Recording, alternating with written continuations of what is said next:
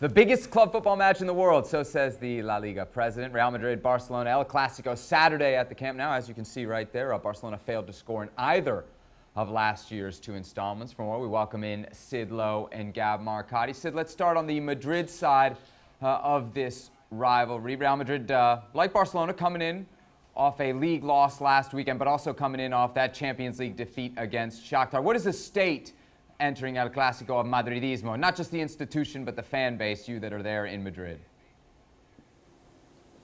I think, put simply, the state is concerned.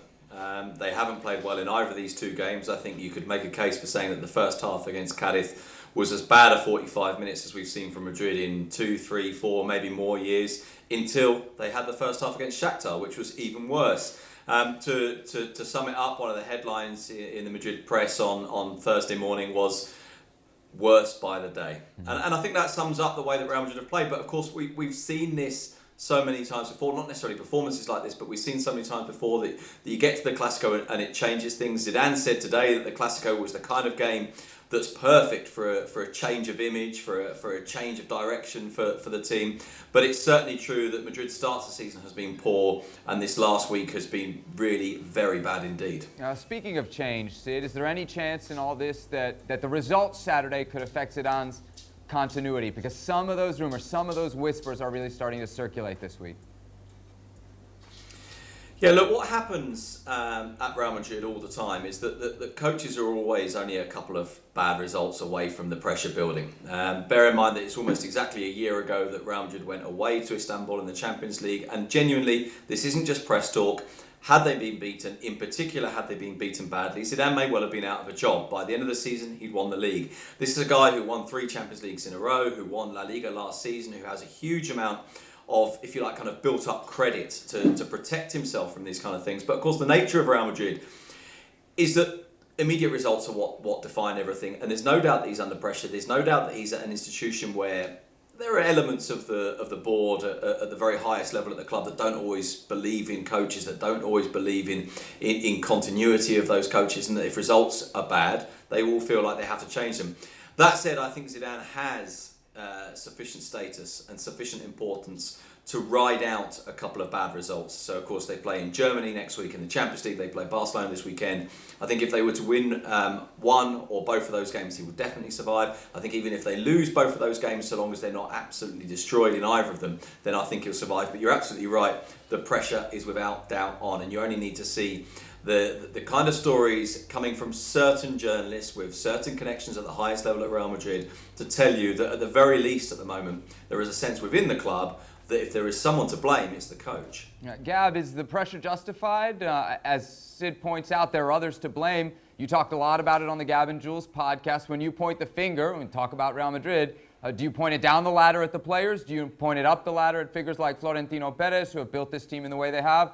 Or are you focused on Zidane? I think right now, to some degree you have to be focused on Zidane, and that doesn't mean that he should feel under pressure or that sacking him is the right choice. But like all along, when Real Madrid weren't scoring much and whatever, I was accused of making excuses for Zidane by saying that he's missing Hazard, he's missing the players, he's finding the right mix. He's shown an ability to go and change systems to try and change it. But ultimately, I wasn't that worried because of the performances. Now, these last 2 games, the performances have been shockingly bad, as Sid just said. And most of all, it looked to me like the players on the pitch were unprepared for the games. They weren't. I don't want to go out and make a big deal out of body language. I hate it when people do that and say the players look disinterested. But in this case, I'll make an exception because that was the case. I thought both against Cadiz and, of course, in the Champions League midweek. Now, we saw a bit of a reaction. I think it's less of an issue with leaving out Toni Kroos and Benzema because you've got a Clasico coming up. I don't think you blame the manager for that. But part of the reason you are a highly rated manager like Zidane is that you can at least change the attitude, change the mental preparedness of the players as they go on the pitch against Barcelona. I expect to see that from Zinedine Zidane. If he doesn't do that, well, then I think it becomes legitimate, to ask questions. Sid, let's take a look at what could be a probable 11 for Real Madrid Saturday against Barcelona. And I think the one question that has to be asked and is probably the answer to most questions is, well, Sergio Ramos is back. So while the other three in that back four may raise a lot of questions, and as Gab mentions, there's going to be a lot of changes from the starting 11 anyway that we saw against Shakhtar, especially up front. Ramos back. Is it as simple to say as with him back in the lineup, with him back wearing that captain's armband, Real Madrid's troubles, or at least the troubles of the last match, are going to be fixed? Now, look, I think it's simple enough to say that Ramos changes things, that Real Madrid's results without him demonstrate that the statistics without him and with him are wildly different. But I also think that there is a tendency in Spain where Ramos, of course, is enormously popular for all sorts of reasons. The immense majority of them reasons that are absolutely right. You know, this is the Spanish national team captain. This is a World Cup winner. This is a guy who captained Real Madrid to win the Champions League. This is a guy who has a force of personality, who's very, very popular among the media. I think there is sometimes an element of the debate around him that's facile. I think sometimes it is focused too much purely on him, but there's absolutely no doubt that his leadership qualities do change things. There's no doubt the way that he defends changes things at Real Madrid, and the record bears that out. But I don't think it's as simple as that, because of course that would be to suggest that Ramos turns up and Madrid suddenly defend well. We've seen Madrid defend, and of course Stevie Nicol will love me for saying this, we've seen Madrid defend badly with Ramos as well over the years. But I think you're right that that's very, very important. I think it changes the mindset of the team. I think there is possibly an absence of leaders in this side without Ramos, certainly since the departure of Cristiano Ronaldo. Again, I'm a bit like Gab with this. I think that we can sometimes go down too easy a route. So too easy a route in terms of body language, too easy a route in terms of saying, where's the leader? But there's no doubt that Ramos makes a big difference. But he is not the only element to explaining Real Madrid's problems. Sid, let's shift our focus then to Barcelona. What are the big questions that Ronald Koeman is facing as he tries to make his choices for his starting 11 on Saturday? And why is the answer to this question always Antoine Griezmann?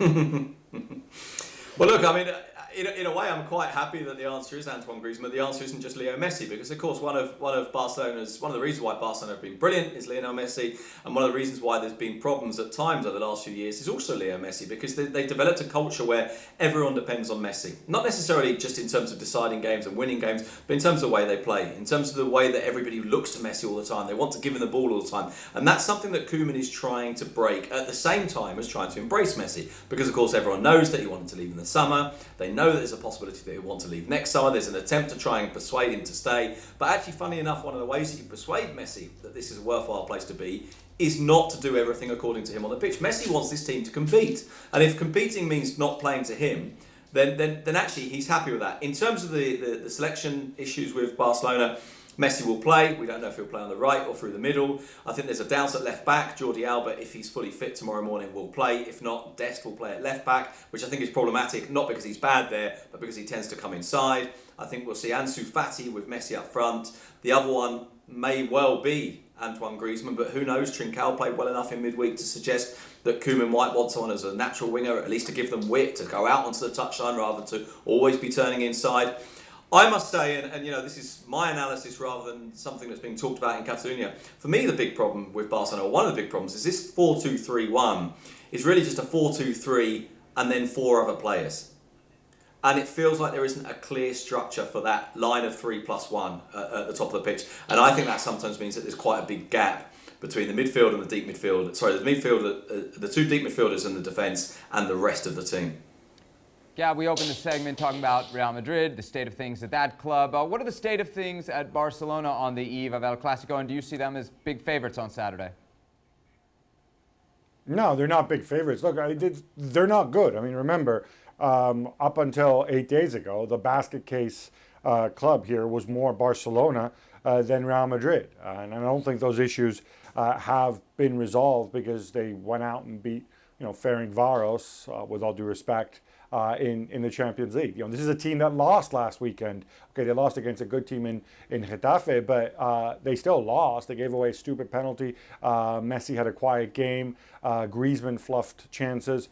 All those issues, that were there before haven't gone away. This is still a test of Ronald Koeman's, I think, ability to lay out the team. I agree with Sid. It is sort of a a 4-2 jumble up front. And I think the tough call for him is, do I bring in people who can provide width? But of course, when he's done that, when he's brought in Dembele, who I don't need to see again for a while now, you run into other problems. So it's a tough call. It's tough to get the balance. It's people love the whole fluid formation, fluid front line. Great players find each other. Yeah, they find each other until they play against a team that's solid defensively. And I would expect Real Madrid to try to be solid defensively. They've shown that they can do that, late in the season last year. And so I think that will be a real test. So for me, if you want a favorite, maybe Barcelona, frankly, are slight favorites right now. But for me, no more than that. Okay, Sid. Gab says Barcelona aren't good. Are either of these two teams good? Well, I mean, to be honest, that's the question that's being asked in Spain. And it's being asked not beyond the fact that they're going into this Clasico, both having lost last weekend, both having failed to score. By the way, it was the first time that the two teams have both lost going into a Clasico in I think 20 years. The first time that they both lost in the same round of league games and not scored in over 20 years as well. But beyond that, there is a broader question, which is, what exactly is the state of the two big teams in Spain at the moment? Bear in mind that Real Madrid were knocked out of the Champions League at the first knockout hurdle for the second year in a row, that Barcelona conceded 8 against Bayern Munich, having of course conceded 4 against Liverpool the year before, that neither of them have entirely convinced, even when they've been winning at the start of this season. Obviously they're in different stages, because Real Madrid is Zidane and Real Madrid and a very familiar team. Barcelona is Ronald Koeman and a team that's still in construction, so perhaps we give them time. But there is genuinely a concern in Spain that maybe these two teams, and whisper it, are not that good. Maybe this is a Clasico that we're not that excited about. That said, we've been here before. And then you tend to get a good Clasico when no one expects it to be good. But just to give you one little kind of piece of data which perhaps underlines this and tells you why it comes from last year, not just this. Last year, the first Clasico, these two teams drew 0-0. It was the first time they'd drawn 0-0 in 47 Clásicos. This is a game that we hype mercilessly every year, and every year it lives up to the billing. Now this year, I think for one of the very rare times over the last decade, it feels like it's not being hyped. I think the absence of fans plays into that, by the way. I think it feels like less of an event than it has been in the recent past. All right, then off the back of that, Sid, prediction time. Who's going to win the game, and will Antoine Griezmann start? I think Griezmann will start. I think what Koeman is doing with Griezmann, he's been very, very blunt with him. I think he's challenged him, saying, okay, you want the opportunity, here you go, you take it. Because of course then if Griezmann plays well, Koeman has won him over. If Griezmann doesn't play well, Koeman then has, if you like, the freedom to say, okay, you had your opportunities, you had plenty of them, now I move on with something else. So I think he will start. In terms of prediction for the game, I mean, at the risk of being a coward, as I always am, I'm tempted to go for a 1-1 draw. I do agree with Gab that I think Barcelona are broadly favourites, but certainly not overwhelming favourites. Neither of these two teams completely convinces me at the moment.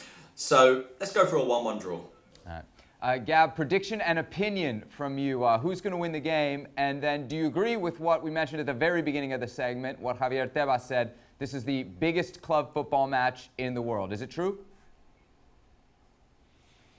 We're living in unusual times with a giant asterisk. People don't know if they're coming or going. There's so much uncertainty. So I think that if you want to put the dampener on the game for that reason, sure, go for it. But beyond that, yeah, Tebas is right. This is always the single biggest game in the world for me, and especially so in the last 20 years with the protagonists that it has had. I'm not going to argue with Tebas there. On a prediction basis, Barcelona are seen as broad, slight favorites. I was going to sit on the bench like Sid and go for a 2-2 draw maybe. But you know what? I'm going to lean Real Madrid. I think this is where they need to get a reaction. And I'm going to drink the Ramos Kool-Aid and say Real Madrid to win 2-1. All right, there you go. Thank you very much, gentlemen. We'll see how those predictions turn out on tomorrow's show. Dan Thomas is back as we review all things El Clasico. Well, thank you very much for watching ESPN on YouTube. For more sports highlights and analysis, be sure to download the ESPN app. And for live streaming, premium content, and let's not forget as well, ESPN FC 7 days a week. Subscribe to ESPN Plus.